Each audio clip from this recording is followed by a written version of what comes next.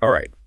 Welcome back, deep divers. Today we are tackling English. Learning English. Yes, learning English, but specifically for, beginners. Yeah, those just starting out, for sure. Exactly. And we found a really neat episode of this podcast called English Tales with Sarah, the host, and her guest, Daniel. It's a good one. It is. It is. He's got some, I think, really helpful insights, especially about making the whole process less scary. Oh, absolutely. I mean, I remember when I first started trying to learn Spanish, and it just felt so overwhelming. Like, where do you even begin? That's exactly what I loved about Daniel's approach. You know, he kind of debunks this myth that you have to like dive into Shakespeare. Yeah, you don't need to start with like Moby Dick. No, and he Yeah. really emphasizes this idea of like starting small. Yeah, what does he say? Like 5 new words a day.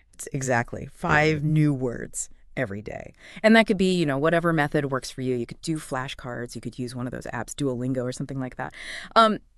but it's really about sort of celebrating those little wins. And they build up. They totally do. It's like you were saying. It's like suddenly you're not looking at this massive, impossible mountain to climb. Yeah, it's like, oh, okay, I can do this. Yeah. 5 words. 5 words. I can learn 5 words. Yeah. Today. Exactly. But then there's this other, I think, hurdle for a lot of people, which is the listening part. Right. I know for me, like I remember when I started dabbling in French and it was like everyone was speaking at 1,000,000 miles an hour. Totally. It's like, what are they even saying? It's just noise. Exactly. But Daniel has this really, I think, practical suggestion, which is start with material that's kind of tailored for English language learners. Oh, that makes sense. Right. Yeah. So, I mean, there are tons of podcasts out there, YouTube channels. Oh, yeah. Stuff specifically designed for like different levels of learners. Exactly. And don't be afraid to use subtitles either. Yeah. Because I think, the point isn't necessarily to understand every single word right away. Right. It's more about like tuning your ear to the sounds, the rhythm of the language. Yeah. Getting used to how it sounds. Exactly. It's almost like, I don't know, when you're first learning a new musical instrument or something, Yeah. first it's just like noise. Just a bunch of sounds. But the more you listen, Yeah. the more you start to pick out like, oh, that's a G sharp. Yeah. You start to differentiate. Exactly. Mhm. Okay, so we've tackled the listening part, Yeah. but then there's the scariest part for a lot of people, which is actually speaking. Oh, yeah. Putting yourself out there. Right. And Daniel suggests, again, starting small, Small steps. right? Simple sentences, basic vocabulary. Don't be afraid to make mistakes. It's so key. I think so many people get hung up on that. Absolutely. Yeah. And I love that he also talks about like just getting the words out, Mhm. even if you're talking to yourself, Oh, like practicing in the mirror. in the mirror or just like walking around your house. Yeah. Narrating your day. Exactly. Yeah. Because the more you do that, the more like your brain starts to kind of like automatically shift into like English mode. Right. It becomes less of a translation process. Exactly. And that's where fluency really sort of clicks in. It becomes more natural. Yeah. Okay. So we've talked about vocabulary, listening, speaking. There's one big elephant in the room, which is grammar. Yes.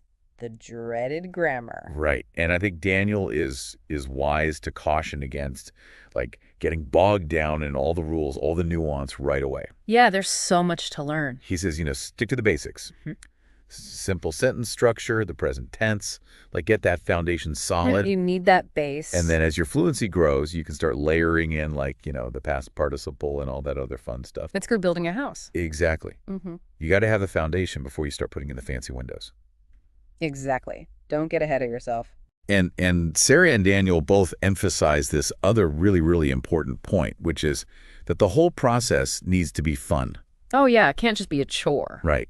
And they give all these cool examples like watching cartoons, Yeah. listening to music, even playing James in English. Right. Or like watching movies. Exactly. With subtitles. Exactly. Yeah. It's about finding ways to kind of weave English into your daily life in a way that feels, I don't know, enjoyable. Right. Make it a part of your life. And not like a homework assignment. Absolutely. So I think the big takeaway here is that learning English doesn't have to be this terrifying, overwhelming experience. Yeah.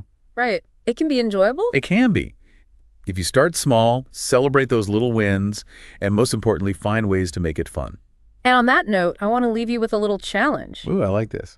What is one small, fun thing that you can do today to kind of kickstart or continue your English language journey? Maybe listen to a new song, watch a funny video, Oh, or even try ordering your coffee in English tomorrow morning. Exactly. Just one small step. Every little bit counts. Every little bit counts. Awesome. Well, that's it for this deep dive. Thanks for listening, and we'll catch you next time. See ya.